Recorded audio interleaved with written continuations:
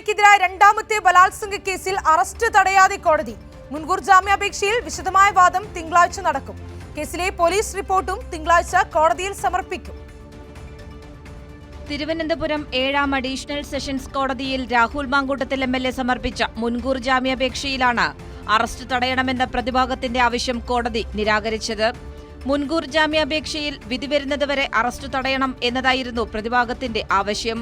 പരാതി കെട്ടിച്ചമച്ചതാണെന്നും പരാതിക്കാരിയില്ലാത്ത FIR മാത്രമാണിതെന്നും KPCC പ്രസിഡന്റിന് ഇമെയിലായി അയച്ച പരാതി രാഷ്ട്രീയമാണെന്നും രാഹുൽ വാദിച്ചു. കേസ് രാഷ്ട്രീയ പ്രേരിതമാണോ എന്ന് ചോദിച്ച കോടതി KPCC പ്രസിഡന്റിന് പെൺകുട്ടി നൽകിയ പരാതിയിൽ കഴമ്പുണ്ട് എന്ന് തോന്നിയതുകൊണ്ടാകാം പോലീസിന് കൈമാറിയതെന്നും അതുകൊണ്ട് തന്നെ ഈ സാഹചര്യത്തിൽ അറസ്റ്റ് തടയുന്നില്ലെന്നും കോടതി വ്യക്തമാക്കി. ഈ കേസുമായി ബന്ധപ്പെട്ട് ഞെട്ടിക്കുന്ന വിവരങ്ങളാണ് പെൺകുട്ടിയുടെ പരാതിയിലുള്ളതെന്ന് പ്രോസിക്യൂഷൻ ചൂണ്ടിക്കാട്ടി.